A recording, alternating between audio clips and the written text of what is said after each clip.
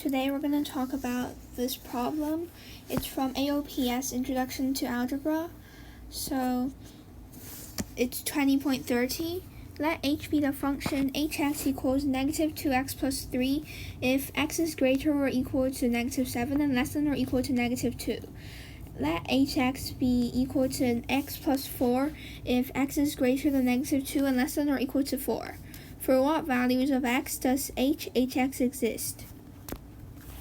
So, in order to answer this question, we have to first understand what exist means. So, in this case, exist means defined. In order for hx to be defined, this value has to be in the range of hx. It has to be in the range of this function. And in order for it to be in the range of this function, hx has to be in the domain of the function. But for hx to be a valid value, hx also has to be in the range of the function h. And in order for hx to be valid, x has to be in the domain of h.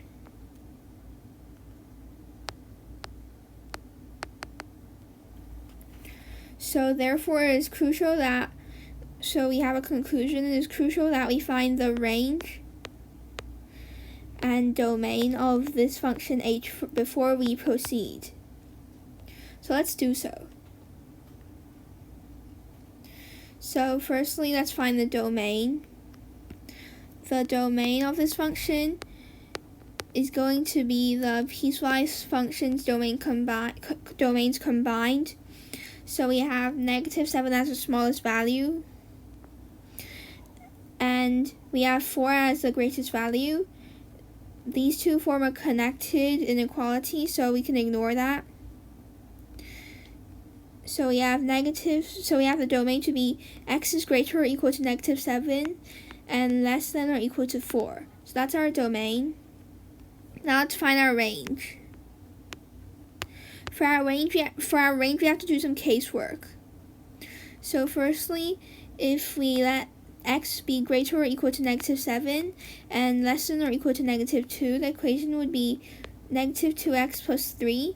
And the range for this equation would be, so if we let x equals negative 2, we get the smallest value, that's 7, which is less than negative 2x plus 3, and negative 2x plus 3 is less than or equal to when x equals negative 7, so when x equals 17. So the range for this equation here is negative 2x plus 3 is greater or equal to 7 and less than or equal to 17. So on the other hand, if x is greater than negative 2 and less than or equal to 4, then we have the equation x plus 4 for our piecewise function. So we have the greatest value to be 4 plus 4, which is 8, and the smallest value to be 4 minus 2, which is 2. So in this case, we have x is greater than 2 and less than or equal to 8. So if we combine these two together, we get our range of having hx to be greater than 2 and less than or equal to 17. So that's our range. Now we have our domain and range, we can proceed. So firstly, we're gonna do some casework. So before that, we understand that in order for hx to exist, x has to be in the domain of the function h first. So for x to be in the domain, we review what's the domain. The domain's negative 7. So the domain is x greater or equal to negative 7, less than or equal to 4. So the domain here, so the first inequality we have for x is x being greater or equal to negative 7 and less than or equal to 4. So secondly, we need to have hx to be in the range of the function h. So the range is, so we have to have hx being greater than 2 and less than or equal to 17 because that's the range above, as it says above. So let's do some casework to see what happens when hx equals different values. So case one is when hx, so when x is greater or equal to -7 and less than or equal to -2, hx equals -2x plus 3. So we want -2x plus 3 to be inside the range, and also we have to have hx to be inside the domain, because if hx is not in the domain of function h, we cannot substitute this in as the input of function h once again. So the output of hx has to be in the domain. So hx has to be in both the domain and range of the function. So in this case, we have a stricter inequality. We can change this to 4, because if we combined -2 being less than hx and less than or equal to 17. So we had the ranges 2 being less than hx, less than or equal to 17, and we combine these two together. Then we have a stricter inequality of 2 being less than hx being less than or equal to 4. So the first case is we have x being greater or equal to -7 and less than or equal to -2. In this case, hx is -2x plus 3. We want -2x plus 3 to be greater than 2 and less than or equal to 4. So if we minus 3 from both sides, we get -2x is greater than -1, and it's less than or equal to 1. If we solve this inequality, so if we solve this separately, then we have x is less than 1/2,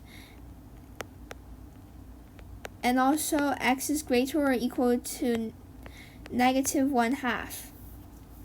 So this is our first inequality we get from the domain range of hx. So we have x is greater or equal to -1/2 and less than 1/2. So case two is when x is greater than -2 and less than or equal to 4. So in this case, we have hx to be x plus 4. So x plus 4 has to be greater than 2 and less than or equal to 4. And if we solve this inequality by subtracting 4 from both sides, we get -2 is less than x, and x is also less than or equal to 0. So we have two inequalities now. Let me just box them in red so it's clear for you which two I'm talking about. We have two inequalities, and they both satisfy the conditions, so we have to combine them together to get the answer, our final answer. So we combine these two inequalities together, then we'll get, if we combine these two inequalities together and we choose the stricter ones over the non-strict ones, then we have the final answer as -1/2 is less than or equal x is less than or equal to 0. However, if we combine these two inequalities, just to make things clear, if we draw a number line,